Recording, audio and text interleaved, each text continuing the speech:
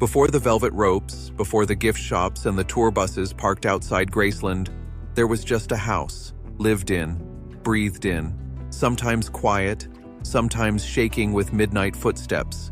Inside that house was a woman no one expected to matter. She wasn't family. She wasn't part of the entourage, but she was there. Her name was Nancy Rooks. Every morning and every night, she cleaned up ashes, folded away secrets, and quietly watched the most famous man in the world fall apart behind closed doors.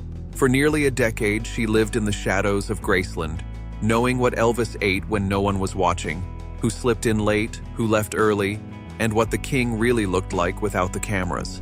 For 40 years, she said nothing, until near the end of her life, when she finally spoke. And what she revealed didn't just crack the legend. It hinted at something deeper, that maybe Elvis didn't die the way we think, and maybe he wasn't gone at all. It began with a simple phone call. A maid was out sick. Nancy, a temporary fill-in, took a job at a house on Elvis Presley Boulevard. Just a week or two, they told her. But Graceland was different. The air, the rhythm, even time felt warped. Nancy walked in expecting to clean. She ended up stepping into a world where silence was a form of trust. Elvis's father, Vernon Presley, noticed her calm presence and asked her to stay. She blended in, never starstruck, never gossiping. A short-term job turned into 10 quiet years.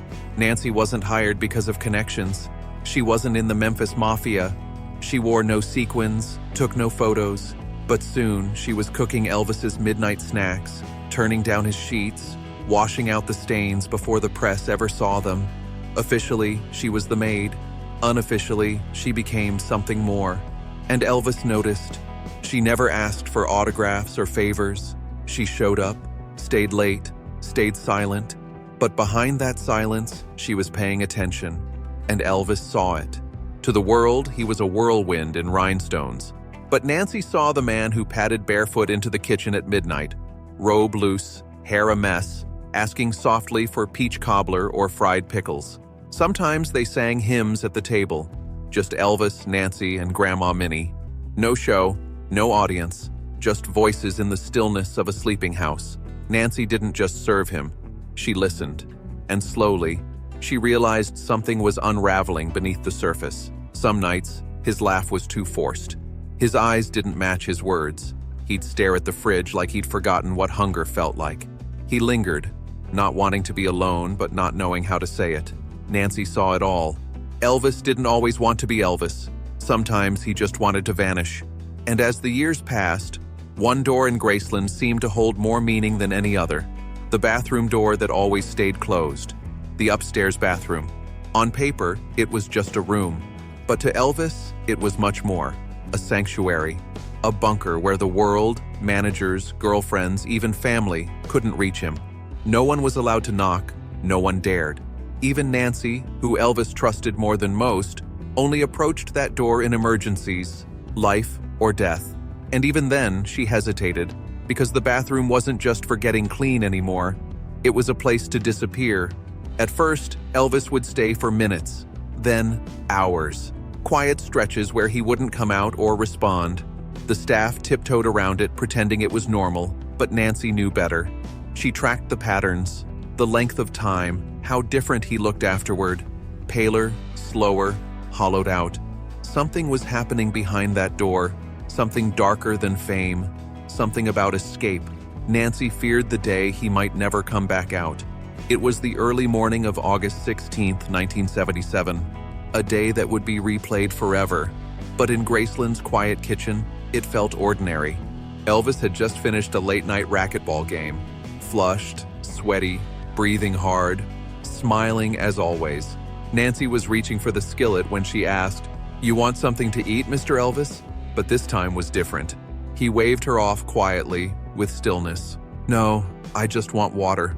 Nancy handed him a plastic jug, and what she saw next stayed with her forever.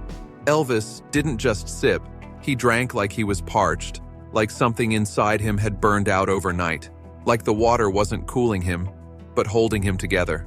Nancy told herself he was just overheated. She told Pauline too, but there was a flicker in his eyes, a weight, a fog. almost like he knew something no one else could feel. As he turned to go upstairs one last time, Nancy didn't know that was the last time they'd ever speak. For 40 years, Nancy Rooks kept her silence. While others turned their memories into books, interviews, and TV specials, some profiting from their time at Graceland, Nancy watched quietly from the sidelines. She never cashed in, never pointed fingers, never spilled secrets. People assumed it was loyalty. Some thought it was fear, but those who knew her best said it was something else, something heavier, a promise, a truth too heavy to share with strangers.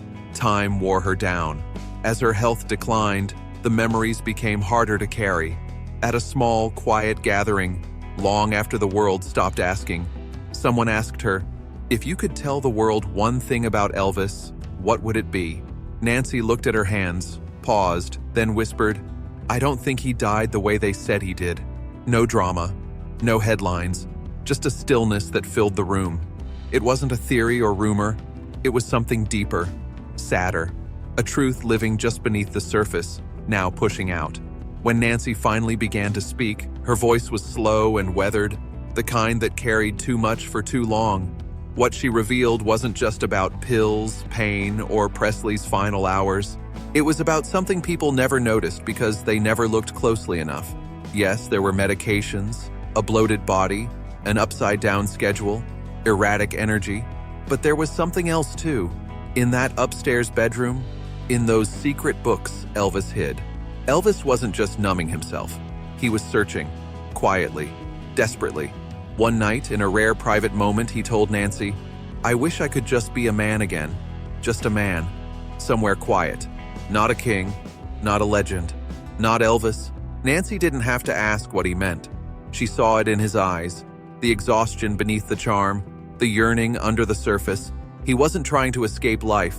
He was trying to escape being Elvis. And in that moment, Nancy knew he hadn't given up. He was still trying, but against a world that wouldn't let him go.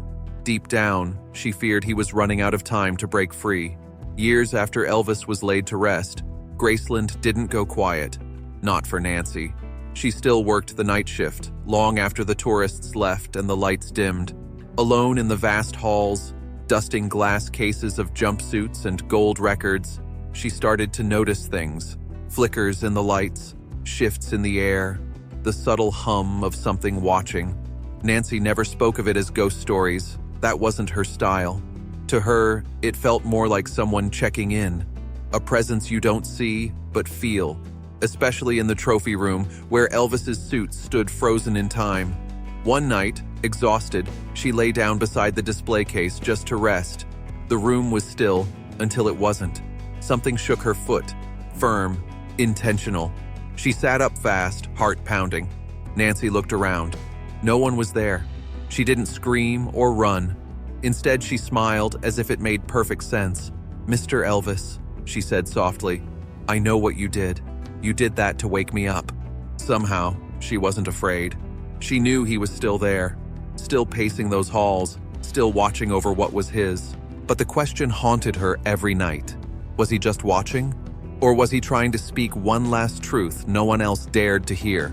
Months before her death, Nancy sat down for one final conversation. No cameras, no lights, just a quiet recorder and a friend. She didn't cry or dramatize. She simply told the truth she had carried all those years. "They say he overdosed," she said, "but I think he was exhausted, not just in his body but in his spirit." She paused, weighing her words. He wasn't reckless that morning. He wasn't high. He just wanted sleep. Then came a story she had never told before. Small, quiet, but heavy with meaning. A few days before he died, Elvis looked at her with tired eyes and asked, "You think people can start over?" Nancy smiled, thinking it was just a passing thought. Then he smiled back, quietly but firmly. "Maybe I will. Not a joke. Not a dream. A plan." Nancy didn't press him. Maybe she should have. Maybe she didn't want to know. But decades later, that moment clung to her like a secret too loud to keep and too dangerous to say. Because if Elvis meant those words, then maybe he never planned to die at all. Even now, long after Nancy and Elvis are gone, Graceland still holds its secrets. Some say you can feel him there, in the quiet between tours, when the velvet ropes sway slightly, or when the lights flicker for no reason. Nancy once said, "He loved that house. He loved us. I don't think he ever really wanted to leave." And maybe, in some way, he didn't. But if Elvis was truly planning to leave it all behind and start again, what stopped him? What would the world look like if he had lived long enough to walk out that door? If this story moved you, hit like and subscribe. And don't miss the next video. You won't believe what we uncovered next.